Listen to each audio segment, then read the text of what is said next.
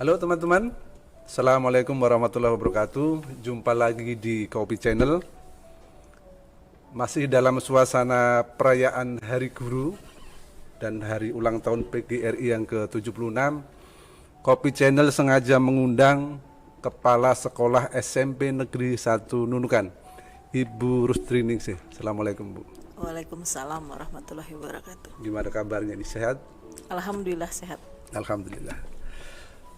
Sebelum kita ngobrol-ngobrol Bu, kami ingin mengucapkan selamat Hari Guru, selamat ulang tahun PGRI yang ke-76, sekaligus selamat ulang tahun Ibu. Oh, terima kasih. Semoga Ibu selalu sehat, Alhamdulillah. bahagia bersama keluarga. Amin, amin, amin. Oke Bu, Bu, Ibu sudah jadi guru tuh berapa tahun? Kalau dihitung-hitung, saya jadi guru itu sebenarnya sejak tahun 1993. Sudah 18 tahun. Lebih. Ya? Oh lebih ya? Lebih 1993, tapi PNS-nya 1997. 97 Gitu, berarti berapa tahun ya? Ayo, berapa tahun? 24. Ya, jadi sekarang kan 2021. Mari berhitung berapa tahun. Sudah lupa saya Bu, hitung itu. Ya. Jadi lama sekali ya? Lama sekali, alhamdulillah. Jadi sudah merasakan suka dukanya jadi guru. Alhamdulillah. Tapi di Nunukan ini sejak tahun 2000. Jadi kalau untuk jadi guru di Nunukan sudah 21 tahun. Tapi kalau sudah dari awalnya sebelum PNS itu udah tahun 1993, cuma waktu itu masih mengajar di tingkat SMA. Jadi di Balikpapan, khususnya di Balikpapan, saya ngajar jadi guru terbang gitu di SMA Negeri 7 Balikpapan, di SMA Nusantara, dan yang paling banyak waktu jamnya mengajar tuh di SMA Patra Dharma Balikpapan. Saya pikir yang ada itu dosen terbang aja. Nah, rupanya ada juga guru terbang ya. Siap. Luar biasa. Jadi pernah di SMA, pernah di SMP. Pernah di SMA, SMP ya sekarang ya. di SMP, PNS. SD yang belum ya. SD belum. Lebih banyak sukanya atau dukanya jadi guru tuh? Tentu saja lebih banyak sukanya. Karena setiap hari ketemu dengan peserta didik, kemudian banyak sekali keunikan dari anak-anak kita. Ya alhamdulillah.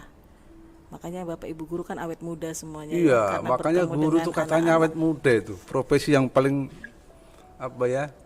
membuat orang awet muda itu guru. Siap. Saya kalau pulang kampung tuh ketemu guru-guru yang SD dulu, ini masih kayak dulu ini perasaan. Jadi begitu. Memang guru itu awet muda. Insya Allah. Jadi tapi guru ini kan sekarang Bu, guru itu enggak kayak dulu lah. Dulu tuh katanya guru itu enggak terlalu diminati. Dulu saya pernah punya paman tuh jualan tahu dia kan. Jualan tahu ada tawarkan jadi guru. Dia enggak mau. Ngapain jadi guru kecil gajinya. Tapi jangan salah, sekarang kebalikannya, banyak orang ingin menjadi guru. Nah, sekarang kebalikannya, guru itu profesi yang menjanjikan. Betul. Guru itu inceran para calon mertua. Banyak orang tua yang pengen anaknya menikah dengan guru. Bahkan Bu, bahkan di kalangan PNS sendiri itu guru itu tanda petik dicemburui. Dicemburui Bu. Sudah gajinya besar, terus kerjaannya kalau PNS biasa kan jam 7, setengah 8 sampai jam 4. Guru paling sampai jam 1 pulang sudah. Apalagi yang guru TK kan, guru SD cepat pulang. Anak-anak libur ikut libur. Dapat sertifikasi, dapat tunjangan. Makanya guru tuh sekarang kayak di anak emas kan. Gimana itu Bu? Ya jangan salah, itu nampak dari luar. Itu nampak dari luar bahwa guru pulangnya lebih cepat dari pegawai struktural. Itu nampak dari luar. Tapi sebenarnya Bapak Ibu guru tuh bekerja 24 jam. Bahkan bisa melampaui batas. Jadi jangan dikira guru pulang atau pada saat siswa libur itu guru tidak bekerja, tetap memikirkan pekerjaan, apalagi di saat pandemi saat seperti ini. Justru itu tadi saya katakan, teman-teman atau Bapak Ibu guru itu bekerja di batas, lebih dari batas kemampuannya, tapi dengan berkolaborasi semuanya akan terasa ringan. Jadi Mungkin mungkin Mas Widodo bisa melihat sendiri dengan anaknya belajar daring, Bapak Ibu di rumah merasakan bagaimana kesulitan berprofesi sebagai guru. Nah, seperti itu. Jadi pandemi ini banyak sekali membuka mata bahwa pekerjaan guru itu sangat berat. Karena saya mengalami sendiri, apalagi di saat pandemi seperti ini, saya melihat teman-teman itu luar biasa pekerjaannya. Bukannya lebih enak ada COVID guru? Kenapa, Pak? Kan di rumah aja gurunya, Bu. Iya, bukan berarti di rumah itu tidak bekerja. Justru dengan daring ini malah tadi tugas-tugas yang diberikan kepada siswa itu, kalau di sekolah malah setiap jamnya selesai itu pekerjaan tambahan di luar dikerjakan. Tapi dengan adanya pandemi ini secara daring, justru Bapak Ibu guru tuh membuka Google Classroom-nya itu setiap saat menunggu tugas-tugas yang masuk dari peserta didik. Tapi tetap teman-teman menikmatinya karena banyak sekali hikmah di balik pandemi ini. Gitu ya, rupanya. Jadi yang orang pikir itu nyantai-nyantai ternyata enggak ya. Jadi ingat teman-teman, Kopi Channel, jangan cemburi guru. Pertama itu enggak betul, yang kedua kualat. Sama guru itu kualat kalau cemburu. Bu, nah ini kan masa COVID ini kan apa ya? Guru dituntut untuk kreatif. Betul. Ya memang ada guru yang tidak kreatif sih. Kadang murid cuman dikirimi apa ya, foto suruh nyata. Tapi ada juga guru yang kreatif, bikin video, bikin konten gitu loh. Sebetulnya gimana nih ngatasin? Ada apa?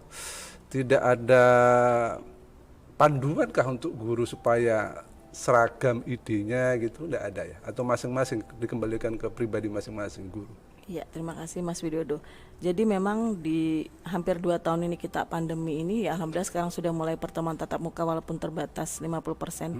Banyak sekali memang guru dituntut untuk penguasaan IT-nya terus dikembangkan karena memang pada saat sebelum PTM itu secara daring memang perlu kreativitas Bapak Ibu guru. Jadi seperti yang saya sampaikan tadi, dengan berkolaborasi semuanya akan teratasi. Jadi khususnya kalau di SMP 1 saya yakin juga dilakukan oleh sekolah lain, bahwa kita mengadakan peningkatan kompetensi teman-teman, khususnya kita melakukan workshop pembuatan video pembelajaran supaya pembelajaran tidak monoton begitu, supaya menarikkan anak-anak. Ada yang lebih tertarik dengan audio, ada yang tertarik dengan visual, bahkan gabungan keduanya. Jadi memang kita pada awal-awalnya mungkin terjadi namanya proses beradaptasi, pastinya perlu waktu atau perlu proses.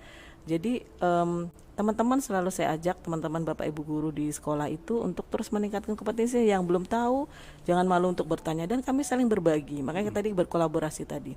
Kemudian memang sih kita tidak pungkiri ada beberapa yang di zona nyaman gitu, merasa di zona nyaman seperti itu sudah konvensional kami katakan. Jadi tetap saya melihat perubahan peningkatan, walaupun yang sudah senior itu pun tetap ingin belajar untuk bagaimana memanfaatkan teknologi dalam proses pembelajaran secara daring.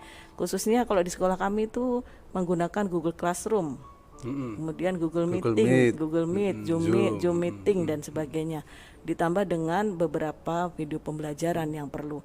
Jadi termasuk yang senior tadi saya katakan tetap belajar, tapi memang proses ya, terjadi perbedaan, memang tergantung kreativitas Bapak Ibu guru, tapi tetap kita selalu memacu untuk semua harus mengembangkan kompetensi khususnya di digitalisasi, karena memang sudah zamannya digitalisasi sekolah. Memang kayak kita dipaksa mempercepat proses digitalisasi. Kita dipaksa bisa yang tadinya gunakan HP untuk WA, untuk telepon, dipaksa untuk mulai bikin video, bikin konten, dan ini bagus sih untuk memancing kreatif. Ya, jadi seperti yang saya sampaikan tadi, khususnya di SMP 1 juga kita bahkan sudah menyiapkan studio yang saya sampaikan tadi untuk broadcast gitu. Jadi juga ada teman-teman juga sudah mengikuti pelatihan baik secara daring maupun luring tentang proses pembelajaran, proses pembuatan video ini.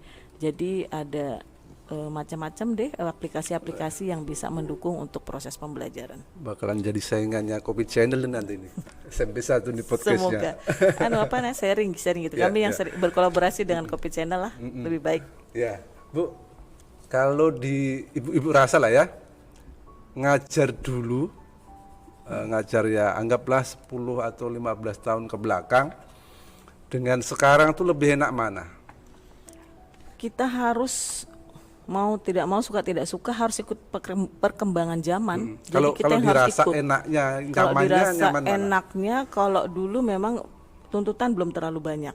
Kalau sekarang memang guru dituntut untuk tadi kreativitasnya semakin meningkat, karena kita harus mengikuti perkembangan zaman. Kalau dulu zamannya kita sekolah itu kan semuanya konvensional ya. Kalau sekarang kan memang zamannya digital sudah, jadi kita harus menyesuaikan diri. Saya yakin yang mampu seperti seleksi alam gitu ya, yang mampu berkompetisi pasti akan tetap bertahan seperti itu. Jadi dan itu tadi kita juga tidak memungkiri teman-teman yang tadi yang sudah senior itu pasti akan keteteran atau kewalahan mengikuti kecepatan atau speed sekarang ini. Apalagi kami juga termasuk sekolah penggerak, jadi harus bergerak 2 level di atas level sebelumnya begitu. Jadi teman-teman saya ajak untuk bergerak, ayo kita bergerak cepat untuk meningkatkan mutu pendidikan, khususnya di sekolah kami SMP Negeri 1 Nunukan. Jadi itu tadi termasuk salah satu intervensinya adalah digitalisasi sekolah. Jadi hikmah dari pandemi ini itu tadi mempercepat kami untuk meningkatkan penguasaan IT siapapun, karena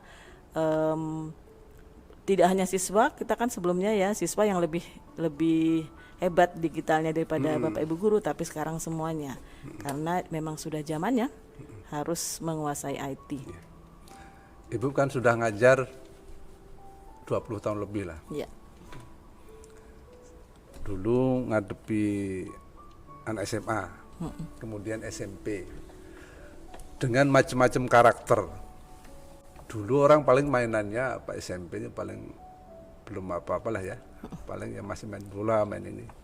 Sekarang orang mainannya game.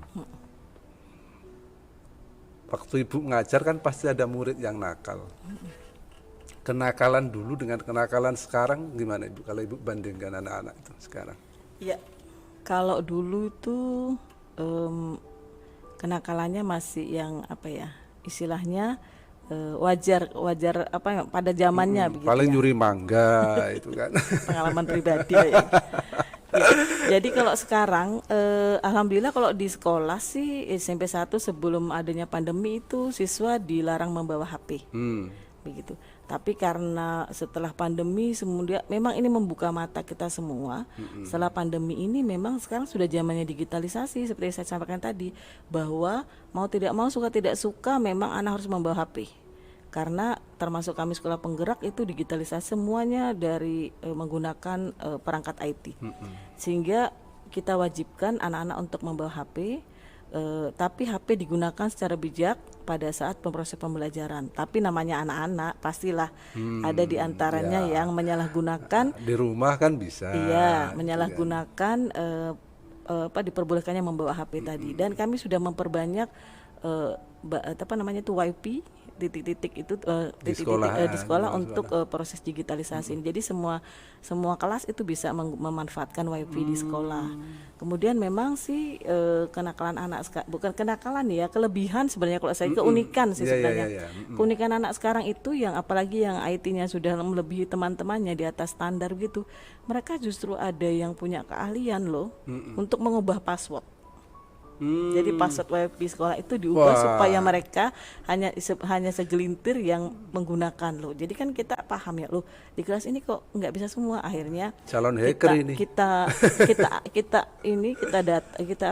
amati apa sebabnya ini. Ternyata kami dapat. Jadi sebenarnya bukan kita marahi, tidak, tapi karena keunikan anak ini punya kelebihan di IT, kita diskusi kenapa bisa seperti itu, alasannya supaya dia bisa menggunakan untuk belajar dengan lebih cepat, tapi kan merugikan teman-temannya yang lain. Akhirnya anak-anak yang punya kelebihan ini kita ajak untuk kelebihannya itu untuk ke hal-hal yang positif. Jadi mereka sudah menyadari apa tindakannya itu tidak hanya untuk kepentingan pribadi, artinya kan merugikan yang lain, ya mereka sudah menyadari. Tapi akan kita gunakan kelebihan anak ini untuk hal-hal positif yang lain, untuk kegiatan-kegiatan yang lebih positif, khususnya di kegiatan ekstrakurikuler. Kalau kita sudah data ini anak ini punya kelebihan di IT. jadi calon hacker itu yang sekarang, artinya kenakalan di zaman digitalnya seperti iya, itu. memang apa ya? Oke lah, pakai HP-nya dibatasi di sekolah kan. Dan apabila yang ketahuan memanfaatkan untuk game, ya pasti akan ada sanksinya. Dipinjam diamankan dulu tuh HP, selesai belajar silakan diambil. Kami tidak menahan lagi, karena kalau yang zamannya kita belum boleh bawa HP, mungkin zamannya anaknya Mas Widodo pada saat itu kan dilarang membawa HP. Iya, Nah pada saat itu yang tetap membawa HP akan ditahan 1 bulan, orang tua yang ngambil. Tapi karena sekarang sudah zamannya harus menggunakan perangkat IT termasuk HP, jadi ya kami perbolehkan, tapi dengan ada tata tertib di kelas dengan itu, syarat-syarat menggunakan tertentu, di ya. saat-saat tertentu.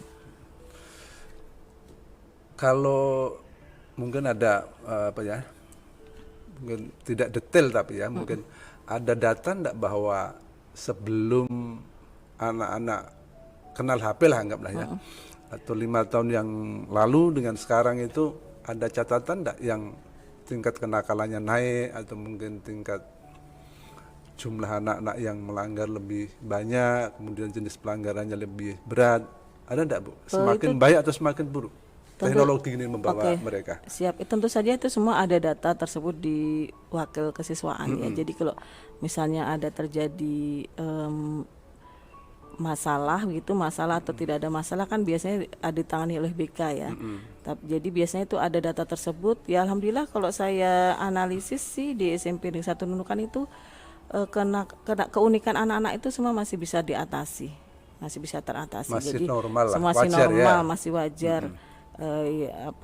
Namanya bisa teratasi oleh wali kelas. Kemudian kalau memang harus dibawa ke BK dengan BK atau dengan wakil kesiswaan, jadi semua masalah-masalah itu teratasi, termasuk yang lagi tren itu kan bullying ya, atau perundungan. Jadi alhamdulillah semua itu masih di taraf kewajaran sih menurut saya. Apalagi sekarang setelah sekolah penggerak ini kami punya agen anti roots atau anti perundungan. Jadi agen ini sudah dilatih oleh fasilitator daerah dari siswa sendiri. Dari siswa. Jadi agen anti roots atau anti perundungan ini dia dipilih oleh temannya. Jadi secara menggunakan mengisi instrumen gitu dari kementerian, itu mereka memilih temannya yang cocok dijadikan agen roots. Jadi dipilih oleh temannya, kemudian mereka dilatih sebanyak 30 orang. Itulah nanti yang akan menyebarkan praktek baik supaya perundungan di sekolah itu bisa diminimalisir atau bahkan bisa tidak ada terjadi perundungan. Enggak kayak, bukan seperti patroli cyber kan? Dia ngawasi Facebook teman-temannya. Ya, termasuk perundungan. Enggak begitu kan? Perundungan kan termasuk secara digital juga. Ya, jadi mereka biasanya juga, kan di medsos, di Facebook, di IG itu kan dibully di situ kan? Iya, agen-agen tersebut ya termasuk mengamati dari ini apa namanya? Kayak medsos itu termasuk itu. Jadi kayak patroli cyber lah. Iya, artinya mereka ya itu tadi menyebarkan praktek baiknya ke arah positif. Jadi termasuk agen roots kemarin itu mereka mengisi waktunya untuk nanti diterapkan ke teman-temannya ke hal-hal positif yang sesuai dengan hobinya masing-masing. Ada yang hobinya seni, IT, kemudian melukis, itu semua diwujudkan. Jangan lupa kemarin baru kami juga ulang tahun ke-42 SMP 1 Nunukan tanggal 27 November kemarin. Jadi kami tampilkan hasil karyanya anak-anak, termasuk pagelaran seni yang sudah ditampilkan bahwa ini bisa bakat dan sesuai dengan bakat dan minatnya, mereka bisa mengeksplor apa yang ada pada peserta didik itu selama mereka belajar di SMP 1 Nunukan. Saya dengar sudah 16.000 lebih ya Bu ya alumni ya. 16.462 alumni. 42 Karena tahun. sudah 42 tahun. Mungkin sekolah pertama untuk SMP kali ya. Betul. Jadi di bulan November ini banyak sekali ini hari tanggal 25 November Hari Guru dan HUT PGRI ke-76, tanggal 27-nya hari ulang tahun SMP 1 Nunukan, 29-nya hari Korpri ya. Terus kepala sekolah ulang tahun juga. Pokoknya kayaknya SMP Negeri 1 Nunukan itu bulan November. Bulannya ayah bilang orang. Hari ayah juga ya. Bu, yang selalu rame itu kalau pas awal tahun baru itu adalah proses penerimaan siswa baru. Sistem zonasi ini loh selalu jadi tanda petik biang kerok. Dulu sekolah bisa memilih siswa yang akan diterima dengan nilai, dengan syarat-syarat tertentu. Nah sekarang dengan zonasi itu kan dipaksa bahwa mereka harus menerima tetangga dulu lah. Nggak usahlah ke orang lain dulu, tetangga aja kau nggak bisa urus. Nah sekarang suruh urus dulu tetangga. Pengaruh nggak terhadap kualitas itu? Baik, terima kasih. Kalau untuk PBDB atau penerimaan peserta didik baru di sekolah kita SMP Negeri 1 Nunukan ini kurang lebih sudah 3 tahun ya. 3 tahun ini menggunakan secara online di web sekolah begitu. Kemudian penerapannya juga dengan zonasi gitu ya, dengan sistem zonasi. Tapi jangan lupa zonasi 50%, kemudian masih juga ada untuk jalur prestasi. Jalur prestasi ada 30%. Kemudian 15%-nya untuk perpindahan orang tua, kemudian ada 5% dari perpindahan orang tua, kemudian 15%-nya untuk afirmasi. Jadi sudah lengkap memang di sini. Jadi intinya kenapa pemerintah menggunakan jalur zonasi itu ada positif negatifnya. Positifnya bukan nanti kita lihat persentasenya banyak yang mana begitu. Jadi yang tetangga artinya yang warga di sekitar sekolah itu artinya kan itu ada sekolah terdekat di situ di mana begitu.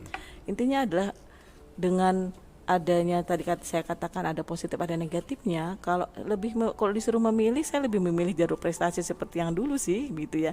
Tapi memang ini maksudnya pemerintah adalah untuk membantu anak-anak yang tadinya rumahnya dekat dengan sekolah, dia tidak lolos lewat jalur prestasi, dia sekolahnya jauh misalnya seperti nanti akhirnya bisa terlambat dan sebagainya.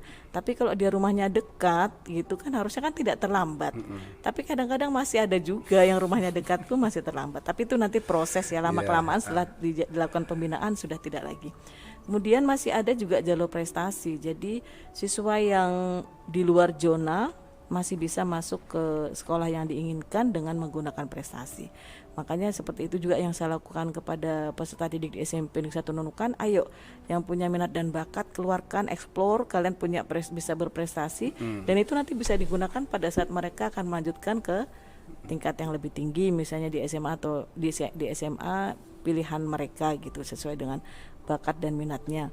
Jadi yang berikutnya, afirmasi tadi yang 15% itu untuk yang keluarga kurang mampu begitu. Jadi kalau misalnya kuota itu sudah terpenuhi sesuai dengan persentasenya, ya langsung dilakukan seperti itu. Tapi prestasi kadang-kadang bisa lebih juga kuotanya. Nanti tuh kita larikan juga ke zonasi. Jadi zonasi ini belum tentu loh yang masuk zona itu mereka tidak punya prestasi. Banyak juga yang dimasuk dalam zona juga. Tapi selama ini pernah enggak sudah dilakukan mapping? Oh setelah zonasi kok misalnya kemarin UAN 40 misalnya, setelah zonasi turun dari sekian gitu. Ada enggak datanya? Atau pernah di mapping itu enggak? Oh ya, kalau pendataan grafik tentang hasil ujian nasional maksudnya Mas Widodo ya? Misalnya setelah ada zonasi itu pengaruh gitu. Iya, kalau di SMP Negeri 1 Nunukan kalau untuk hasil akhir itu kan itu juga hasil belajar peserta didik ya, namanya hasil ujian terakhir itu. Itu kami malah terjadi peningkatan sebenarnya setiap tahun justru terjadi peningkatan. Tapi yang menjadi ini keunikan siswa yang dengan zonasi tadi bermacam-macam. Artinya kalau yang tadinya sebelumnya kami menggunakan jalur prestasi kan dari peringkat nilai ya, kemudian sampai batas kuotanya berapa. Tapi kalau dengan zona ini luar biasa keunikan siswa. Artinya latar belakang karakter, terutama karakternya itu berbagai macam atau beraneka ragam. Tapi jangan lupa mereka yang unik-unik tadi pasti ada kelebihannya. Itu tadi kalau kami sekarang masih diterapkan di kelas 7 sih. Dengan adanya program sekolah penggerak tadi, kita ada namanya tes asesmen diagnostik non kognitif. Jadi di situ mereka mengisi sukanya apa, latar belakang keluarganya. Jadi kita bisa melihat sisi dari siswa tersebut di luar akademiknya. Nah, jadi nanti kita akan membagi mereka berdasarkan kesamaan dalam menerima proses pembelajaran. Jadi dalam pembagian seperti itu. Jadi seperti saya sampaikan tadi, dengan zona itu tadi ada positif dan negatifnya tadi.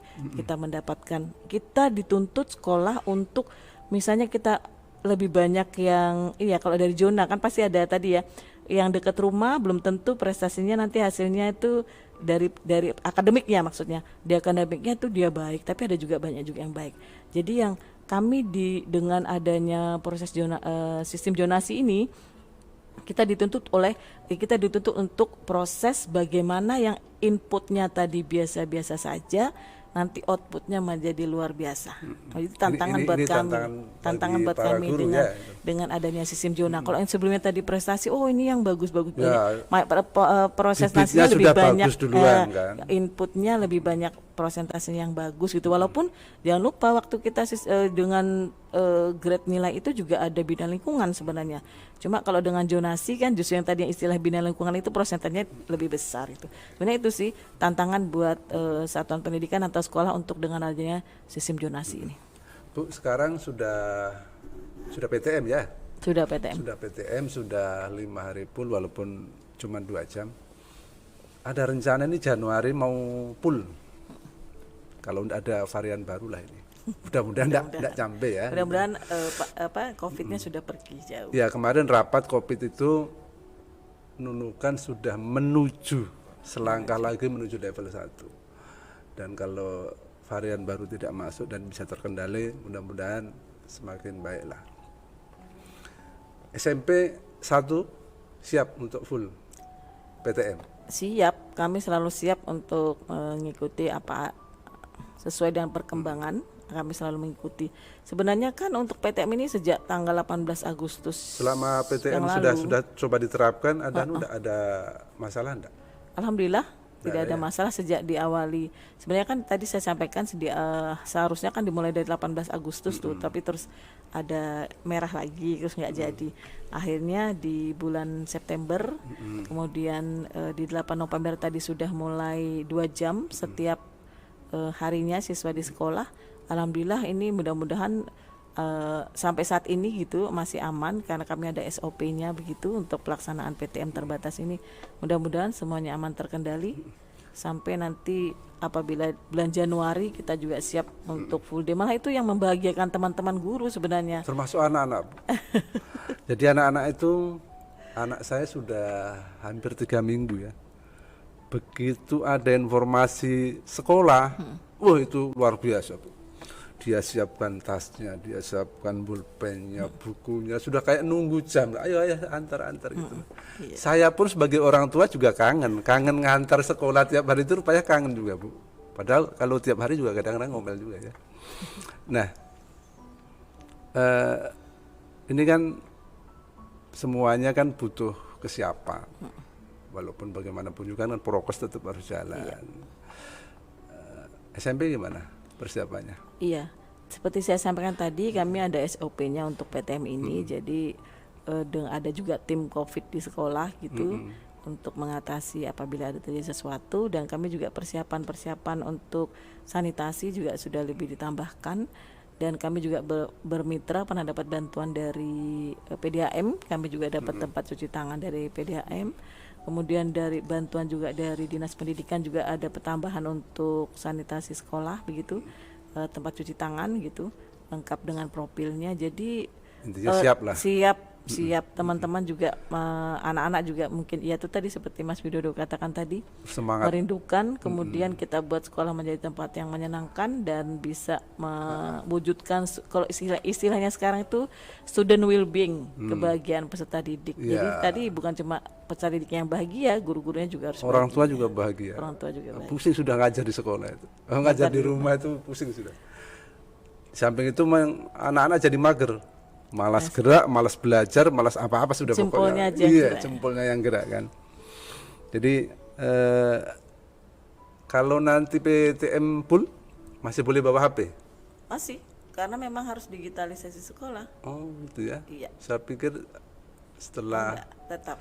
Jadi anak-anak di kelas itu selain walaupun luring, tapi tetap misalnya ayo buka GC, langsung buka di situ. Apa yang ada sudah dikirim oleh guru di GC, mereka buka. Kalau ada kesulitan silakan cari. Kan masalah malah lebih dimudahkan dengan dengan digitalisasi itu. Jadi artinya semua bisa diselesaikan dalam waktu sesingkat-singkatnya. Bu, ada orang yang beranggapan bahwa ini kan sekarang ini semuanya serba mudah. HP itu menyediakan semuanya, semuanya. Jadi ada orang walaupun sedikit sekali persentasenya yang menganggap bahwa nggak perlu sudah ada guru ini. Belajar apa-apa bisa di HP kok. Gimana itu, Bu? Oke. Jangan lupa guru tidak bisa tergantikan oleh IT. Karena rasa cinta, kasih sayang guru tidak bisa digantikan oleh HP. Merasa enggak anak-anak sering banyak kangen sama gurunya? Karena guru, apalagi kita semua mengajar dengan rasa, dengan hati, ikhlas, kemudian itu tadi ikhlas. Tapi ada juga guru yang galak. Ada memang memberikan ikhlas, memberikan dengan pembelajaran dengan hati, dengan cinta, itu akan diingat dengan anak-anak sampai kapanpun. Termasuk Mas Widodo pasti ingat kan gurunya dulu yang bagaimana, yang diingat. Jadi seperti itu. Jadi saya sebagai kepala sekolah juga selalu mengingatkan teman-teman bahwa mengajar itu dengan hati. Jadi saya punya istilah 4As itu tadi, mengajar dengan ikhlas. Ikhlas berarti kan dengan hati dan cinta ya. Mengajar dengan cerdas, memanfaatkan mengeluarkan semua kompetensi untuk anak-anak, karena kita berbagi ilmu dengan anak itu kita berkurang ilmunya, tapi malah kita bertambah juga amal jariah juga. Jadi sudah bekerja dengan ikhlas, bekerja dengan cerdas, bekerja keras, dan bekerja sampai tuntas. Jadi kalau kita menerapkan 4As ini, insya Allah semuanya akan berjalan dengan baik. Berpikir positif, selalu tersenyum, jangan galak-galak dengan anak-anak. Apalagi guru itu, Bu, sekarang itu. Jadi guru itu memang dituntut, Bu. Anak-anak sekarang pertanyaannya macam-macam sudah. Saking kadang mungkin lihat TikTok, lihat YouTube, dia tanya ke kita, ayah ini, wah pusing gitu. Nggak tahu kita jawabannya kan.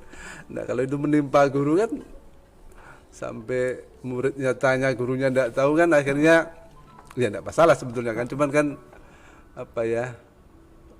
kurang elok lah gitu loh. Makanya memang guru kayaknya harus terus belajar. Iya, harus terus. Pembelajar sepanjang hayat, Mas Widodo. Jadi bukan hanya guru, semuanya kita berupaya untuk menjadi pembelajar sepanjang hayat. Jadi nggak dibatasi oleh ruang dan waktu, dimanapun berada kita belajar. Kayak saat ini saya juga sedang belajar sama Mas Widodo begitu. Jadi kita bukan hanya belajar dengan guru, belajar dengan apapun, dimanapun, kapanpun, dari manapun, oleh siapapun kita harus belajar. Iya. Masih sempat waktunya untuk belajar, Bu. Harus. Karena tempo hari kan ada sertifikasi. Sertifikasi ini kan nambah penghasilan. Cuman kompensasinya harus banyak membuat laporan, membuat penelitian atau apa gitu kan.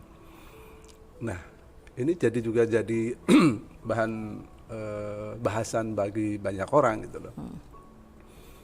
Guru itu jangan-jangan waktunya lebih banyak dipakai untuk bikin laporan daripada ngajar ini nanti. Karena laporannya banyak sekali itu. Mengumpulkan angka kredit itu. Gimana kenyataannya itu, Pak? Iya, terima kasih itu Mas Widodo, pertanyaan yang bagus sekali. Jadi kita jadi flashback ke belakang nih. Kalau dulu memang segalanya harus tercatat gitu ya. Administrasi guru tuh harus dalam bentuk print out gitu ya, atau catatan, bahkan dulu mungkin dengan tulis tangan. Tapi sekarang zaman digitalisasi, termasuk tadi di program Sekolah Penggerak ini, kita semua perencanaannya itu harus berbasis data, termasuk data Dapodik gitu ya. Kalau keseluruhannya data Dapodik.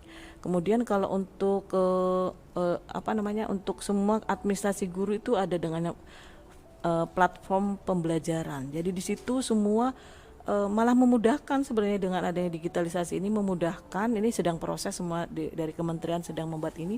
Jadi semuanya nanti tidak harus dalam bentuk printout begini, enggak, tapi dari dengan platform pembelajaran itu semuanya termasuk di administrasi sekolah semuanya ada di dalamnya. Jadi aplikasi-aplikasi itu semua kita gunakan untuk langsung bahkan dari ke pusat bisa melihat semuanya. Jadi tidak bentuk laporan tuh harus Iya, dicetak, dijilid betul, gitu ya. Nah, betul. begitu ya. Jadi sekarang zamannya sudah Semua semakin digital. semua Jadi digital. bayangan sebagian orang itu sebetulnya enggak terlalu Ya itu tepat. tadi kita diberi sertifikasi itu tadi untuk misalnya perangkat IT kita kurang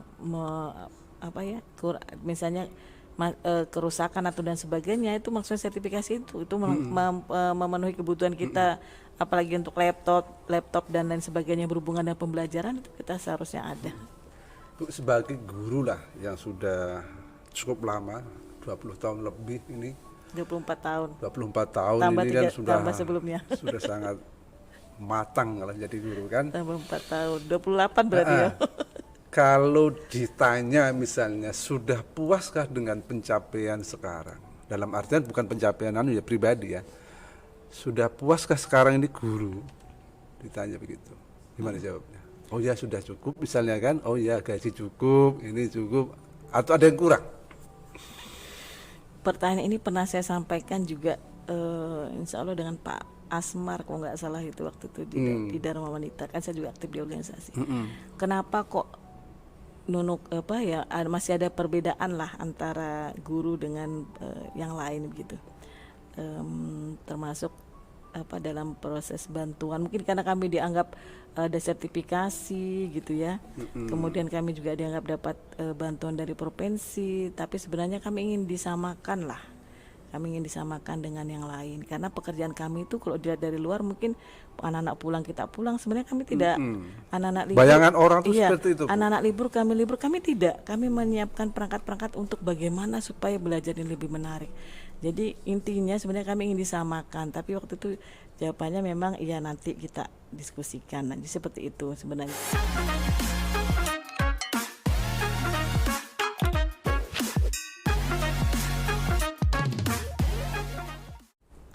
Oke, kembali lagi masih dengan Ibu Rustiningsih, Kepala Sekolah SMP Negeri 1 Nunukan. Bu, sebagai guru yang senior, pasti kan sudah pengalaman lah ngadepi berbagai macam murid ya. Pernah ngadepi misalnya murid yang paling bandel itu seperti apa yang pernah Ibu hadapi? Baik, kalau saya ngatakan sih saya tidak mengatakan bandel ya tadi, unik Ya, karena unik lah. Lebih konotasinya tuh kalau bandel tuh negatif ya. Jadi kalau saya itu menghadapi anak-anak itu dengan senyum sih tadi, dengan hati, dengan cinta gitu. Jadi berat sekali memang meninggalkan sekolah itu. Sekolah tuh saya anggap rumah kedua lah, sekolah itu. Jadi itu tadi saya pasti dengan pendekatan emosional begitu kalau menghadapi siswa yang unik-unik itu. Jadi alhamdulillah nanti pendekatan yang sudah kita lakukan itu akan dikenal oleh anak-anak sampai kapanpun. Jadi saya dikenal oleh alumni itu adalah guru yang murah senyum, yang tidak pernah marah. Nah itulah saya. Jadi menghadapinya dengan rasa keibuan, rasa cinta, walaupun anak itu uniknya luar biasa. Pasti ada solusi untuk menyelesaikannya. Nilainya murah hati kan. Ada juga guru yang ini perasaan nilaiku bagus-bagus, nilainya 7 paling gitu kan. Kita itu membiasakan itu ada data. Jadi nilai itu berdasarkan data. Jadi bukan nilai dengan apa adanya gitu enggak, tapi berdasarkan data. Apalagi mungkin kalau dulu ya, mungkin saja ya kan zamannya sudah beda. Jadi sekarang kita kalau memang wajar saja kalau ada orang tua atau siswa yang komplain misalnya seperti Mas Widodo katakan tadi, saya sudah berusaha, saya sudah yakin baik, kok nilai saja cuma 7. Nah itu bisa sebenarnya ditanyakan dengan yang bersangkutan, kenapa nilai saya demikian. Sekarang zaman transparan kok, zaman keterbukaan. Jadi kalau kita sebagai guru ada data, ini loh datanya, kenapa nilaimu demikian. Bahkan mungkin bisa lebih kurang dari apa yang ada. Tapi biasanya nilai itu kan tidak hanya dari pengetahuan, tapi ada dari nilai sikap dan nilai keterampilan. Disitulah kuncinya. Saya pernah dengar ya, ada guru ya, kadang guru itu kan kadang kesibukannya banyak, ngurus rumah tangga juga kan. Ketika dia tidak sempat ngoreksi jawaban siswa, itu akhirnya dia pakai nilai nilai kira-kira. Oh si anu tuh bagus tuh,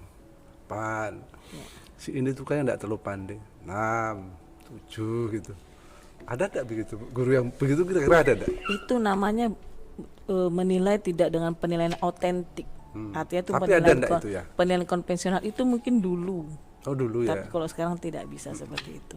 Karena kita sekarang menggunakan namanya penilaian otentik. Segala sesuatunya berdasarkan data tadi. Yang saya sampaikan ada penilaian aspek sikap, keterampilan dan pengetahuan. Jadi kalau dulu kan pengetahuan di nomor 1 ya. Pengetahuan di nomor 1, bahkan sikap kadang diabaikan. Tapi kalau sekarang sikap, karakter, karena pendidikan sekarang itu adalah pendidikan berkarakter. Jadi sikap dulu, pengetahuan baru keterampilan. Nah itu jadikan satu. Jadi di dalam rapot sekarang kan ada beda-beda kan, nilai pengetahuan sendiri, nilai keterampilan sendiri. Kalau mata pelajaran agama dan PPKN itu ada tambahan lagi nilai sikap. Jadi semuanya itu ada deskripsinya. Jadi siswa belum tentu pengetahuannya tinggi, sikapnya tinggi, belum tentu. Tapi kalau misalnya anak itu proses pembelajarannya berjalan dengan baik, saya yakin antara pengetahuan, sikap, pengetahuan dan keterampilannya juga bagus semuanya. Tapi secara pribadi, saya pribadi lah, kalau disuruh milih rapot dulu dengan rapot sekarang, saya milih rapot dulu. Kenapa? Kan bukanya enak kan, kecil, terus bukanya enak, langsung ketahuan, langsung nilainya 8, 9, 6. Ini sekarang apa mau dibaca nih? Ada A-nya, ada angkanya, ada tulisannya. Itu seharusnya orang tua membaca. Di situ ada deskripsinya, apa berarti kekurangan. Kenapa kok anak saya di bawah nilai ketuntasan minimal? KKM itu kan ketuntasan minimal ya. Jadi nah di situ harusnya orang tua harusnya membaca deskripsinya. Oh, anak saya itu kurangnya di mana, harusnya seperti itu. Jadi itulah gunanya rapot sekarang itu. Dan itu kalau itu menggunakan e-rapot ya. Jadi guru mengupload nilai-nilai yang ada itu di dalam e-rapot, kemudian terbitlah rapot yang sekarang. Jadi harusnya orang tua membacanya itu. Harusnya Nanti sebentar lagi kan bagi rapot ya, Mas Widodo tanggal 17. Coba dibaca tuh deskripsinya tuh. Saya lihat paling kelebihan baru dan ada rankingnya, Bu. Ini yang yang boleh. Sekarang semua tidak boleh ada rankingan. Karena itu ada rankingnya gimana nih? Karena itu akan memperangi psikologi, tetapi tetap dijumlahkan itu antara pengetahuan dan sikap. Nanti itu akan ada dapat reward dari sekolah apabila dalam reguler gitu, misalnya tingkat jenjang kelas 7, 8, 9 atau di sekolah lain juga saya yakin seperti itu diperbolehkan menggunakan anggaran BOS daerah untuk memberikan reward kepada siswa yang berprestasi. Itu lagi. Memang baiknya itu, Bu. Jumlahnya. Jadi anak-anak semakin termotivasi untuk selalu lebih baik dan lebih baik. Intinya adalah sekolah itu hasil akhirnya, artinya proses yang paling penting. Tapi nanti outputnya itu bagaimana dengan output tadi, hasil belajar peserta didik yang holistik, artinya yang menyeluruh. Itulah tadi sikap, pengetahuan dan keterampilannya itu baik semuanya. Harapannya menjadi siswa yang cerdas, mentalnya kuat dan berkarakter religius. baik. Harapan kita semua kan. Saya punya pengalaman dulu kan pernah ranking 1 lah. Hadiahnya paling buku sama pensil 1 kan 2 kan. Itu sudah bangganya luar biasa. Kemarin alhamdulillah anak saya pernah dapat ranking juga. Sekarang dapat amplop ya. Lumayan nih buat beli tas baru cukup lah. Iya, cukup gitu. Itu. Jadi memang ya pendidikan itu intinya fleksibel, Bu ya. Jadi selalu menyesuaikan dengan tantangan zaman gitu. Tapi intinya guru ya itu lagi tuntutan ya, bahwa dia juga harus bisa harus terus itu. meningkatkan kompetensinya. Mungkin kita sudah mau terakhir ini, Bu. Ada guru itu yang dulu lagunya Iwan Fals tuh Umar Bakri itu kan. Guru itu gajinya kecil. Sekarang kan luar biasa sudah. Boleh dikata sudah ya tanda petik cukup lah. Kalau masalah kurang kan selalu ada yang kurang kan. Itu tadi kembali ke pertanyaan yang tadi sempat terpotong. Sudah puas belum Ibu dengan apa yang diterima guru sekarang? Oke, baik. Terima kasih. Kalau mau dikatakan puas, pasti semua orang akan mengatakan bahwa masih belum puas seperti itu. Tapi kalau kita bersyukur dengan rezeki yang ada itu, saya yakin berapapun itu pasti akan cukup gitu ya. Tapi ini atas suara orang banyak begitu ya, bukan hanya suara saya sendiri. Suara guru atau suara apa ini? Suara guru tahu ya. Kalau suara guru, saya kalau boleh menyampaikan bahwa kami merasa masih dibeda-bedakan begitu. Jadi mudah-mudahan kedepannya kami ini guru jangan dianggap tadi enak gitu ya, waktunya sedikit di sekolah. Kami juga punya kewajiban sampai jam 4 sore loh, jam kerjanya tuh. Kami Kita ada selama ini beban- melihatnya begitu. Kita ada beban kerja, beban kerja kita juga harus sampai jam 4 sore. Kemudian siswa libur, kita tidak libur sebenarnya. Kita sedang mempersiapkan program pembelajaran untuk di semester berikutnya. Karena apalagi kita tidak boleh cuti. Kalau di kabupaten kan guru tidak boleh cuti ya, tidak ada cuti gitu. Kemudian yang berikutnya, memang ini bukan kewenangan kabupaten, jadi sebenarnya kami ingin disamakan juga di provinsi begitu, walaupun bukan kewenangan. Tapi paling tidak ada kesenjangannya tuh jangan terlalu jauh, karena kami guru di tingkat SD SMP juga kan bagian dari provinsi. Itu sudah kami sampaikan pada saat bersama gubernur sebelumnya gitu. Kemudian jangan lupa bahwa kita sebagai guru ini adalah sebagai orang tua kedua di sekolah. Kita juga bertanggung jawab dengan proses kepada siswa, termasuk pembentukan karakternya. Mohon dukungan dari orang tua. Mohon dukungan dari orang tua juga, bahwa kita saling berkolaborasi gitu, saling bekerja sama untuk pendidikan anak-anak kita. Jadi jangan semua diserahkan kepada sekolah begitu, tapi juga kita saling bekerja sama, saling mendukung untuk perkembangan anak-anak kita ke depan, masa depannya. Kemudian yang berikutnya, yang keberapa ini berarti?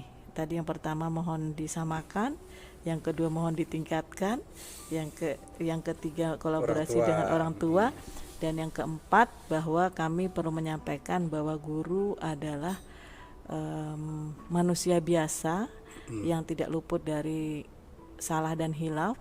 Jadi tadi jangan semuanya dituntut kepada guru harus seperti harus begini, harus begitu. Tapi itu tadi kita setiap orang punya kelebihan dan kekurangan, dan saya yakin teman-teman guru semuanya berusaha untuk meningkatkan kemampuannya beradaptasi dengan zaman sekarang. Saya yakin seperti itu. Kalau memang ada masih beberapa guru yang prosesnya kan berbeda ya, setiap orang tuh tingkatan meningkatkan kompetensinya itu berbeda ya, diberi waktu, seperti di waktu untuk berkembang. Kami yakin kok semuanya punya niat yang baik untuk anak-anak kita. Memang selama ini tuntutan orang tua kadang-kadang berlebihan ya? Kadang-kadang berlebihan terhadap guru. Dan kita merasakan seperti itu. Padahal sekarang orang tua itu kan, ya mohon maaf ya, sekarang itu kan secara biaya sudah tidak bayar gitu loh. Jadi tapi tetap aja tuntutannya ya memang harus ya. Iya. Tapi memang wajar lah, namanya orang tua menuntut anaknya mendapatkan yang terbaik. Tapi jangan lupa kita juga ada orang-orang tua yang kurang peduli terhadap Ya, pendidikan cuman anaknya. harusnya memang harus sama-sama Iya, berkolaborasi jalan gitu tadi, kan. ya, berkolaborasi tadi. Jadi jangan cuma menitipkan anaknya di sekolah, bukan penitipan anak bukan ini. penitipan anak, tapi kita sama-sama kan proses pendidikan itu lebih banyak di rumah loh daripada di sekolah. Di sekolah kan kurang lebih 8 jam. Nah, dalam 24 jam itu selebihnya kan di rumah. Jadi itu tadi, kita pendidikan anak-anak itu adalah tanggung jawab kita bersama. Jangan semua diserahkan kepada sekolah. Yang paling utama adalah pendidikan dalam keluarga. Oke, terima kasih atas waktunya. Salam buat teman-teman guru. Yang pasti tidak ada di antara dari kita semua, teman-teman Kopi Channel, yang lepas dari peran seorang guru. Betul. Siapapun kita sekarang, dimanapun posisinya, pasti dia pernah mendapatkan pendidikan, pengajaran dari seorang guru. Oleh karena itu, guru selalu menjadi pahlawan bagi kita semua. Anda semua para guru, salam buat Bapak Ibu semua, Anda semua pahlawan bagi kami semua. Assalamualaikum warahmatullahi wabarakatuh. Waalaikumsalam warahmatullahi wabarakatuh.